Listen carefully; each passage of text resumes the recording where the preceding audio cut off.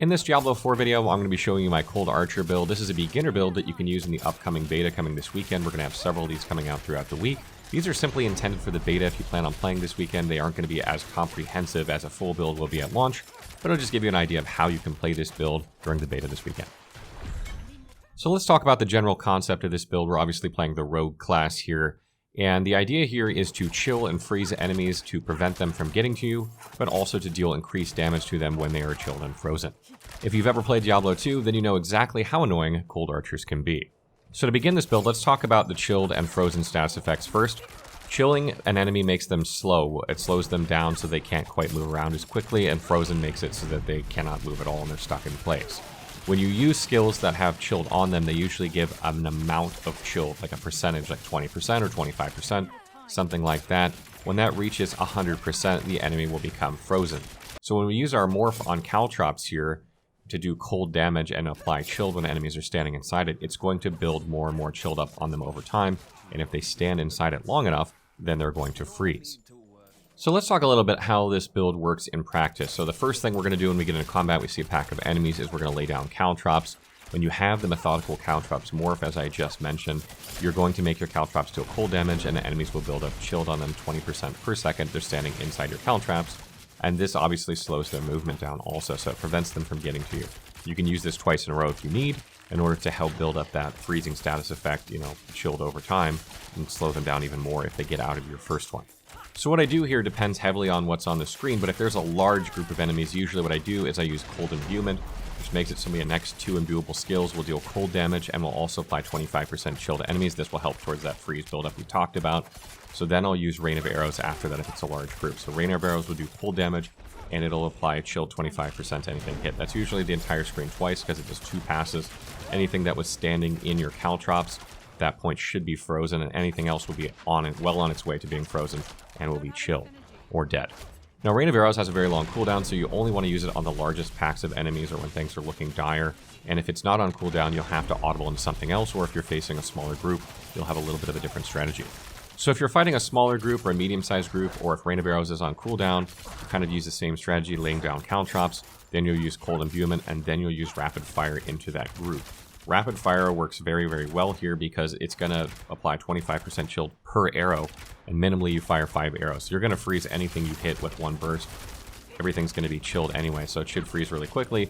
Hopefully you'll kill about 2 enemies per use of this, and then you'll start cleaning everything up with Rapid Fire, and you'll be using your basic attack in order to, clean anything up and get some more energy to just keep rapid firing things down using Cold Imbuement again when it's off cooldown.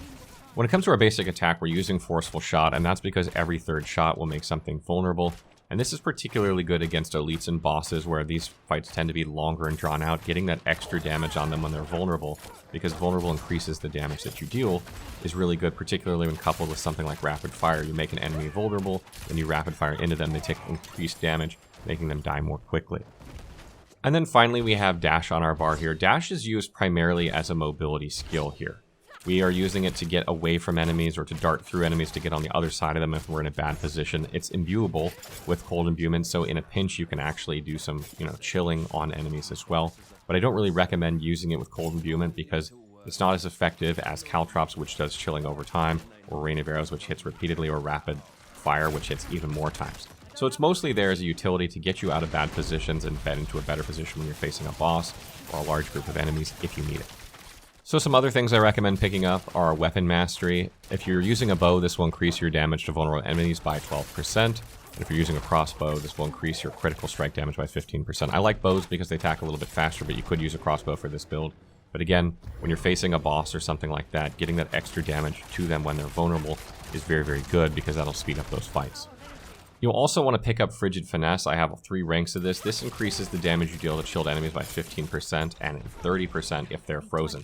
Again, the whole idea with this build is that you chill and freeze enemies, and then you deal increased damage to them and slow them down, prevent them from getting to you. So this works really well with this build. Precision Imbuement is also really good here. This increases your critical strike chance by 5% per point used with skills that you've imbued. So if you use Rain of Arrows, this will get an extra 15% critical strike chance if you have 3 points if you imbue it. Or if you use Rapid Fire, that's 15% chance extra to critical strike per arrow that's going into an enemy. So this is really, really good.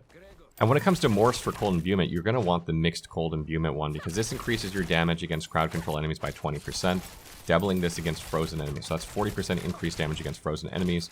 So when you combine this with Frigid Finesse, you're going to have a lot of increased damage against frozen enemies, allowing you to just obliterate enemies that you freeze. Now, this build has a tougher time against bosses that cannot be crowd controlled or frozen. So what we're going to do to combat that when you're fighting them is you want to have the Exploiter's aspect if possible. This increases your crowd control duration, which is really good for enemies that can be crowd controlled. But more importantly, it increases your damage against enemies that cannot be crowd controlled or have CC immunity like these bosses. So when you're facing them, you're not going to get all those damage bonuses you're going to get from freezing and chilling enemies, but you're going to get a damage bonus from this that will sort of supplement your damage, replacing that damage that you get. You obviously won't be able to slow them down and stop them like, you would be able to do other enemies, but it'll still keep your damage high enough to deal with these bosses. And since you fight these bosses way less often than you fight the rest of the dungeons in most of the cases, I feel like that's a good trade-off. And one thing to note as well is that two-handed weapons have double the effectiveness on their aspects that one-handed weapons do. So you want to make sure you put your best aspect on your bow if you can. Amulets get 50% increase, not quite double that the two-handed weapons get. So your second most important one you want to make sure is on your amulet. So if you find things that benefit this build, there are a lot of ones that will. Make sure those are on your bow and make sure those are on your amulet if possible, and you can transfer those at the occultist. And when it comes to specialization, we're using combo points here, and that's because each time we hit with a basic attack, we increase the amount of arrows that come out of rapid fire. So when you're fighting an elite, for instance, you hit them 3 times with 3 basic attacks in order to set vulnerable, and then you use cold imbuement, and then you fire with rapid fire. You fire 8 arrows into them. That automatically freezes them, and it deals increased damage once they're frozen. You get that extra critical strike chance from our passives and increased damage. So it just absolutely decimates them. That's why we're using it. It doesn't particularly matter for any of the other skills, but that combo is particularly deadly at wiping out elites. That wraps up our Cold Archer build. I have 5 more builds planned for the beta. I don't know if I can get them all out in time, but I'm going to try, including 2 Sorcerer builds, 2 Bard builds, and 1 more Rogue build.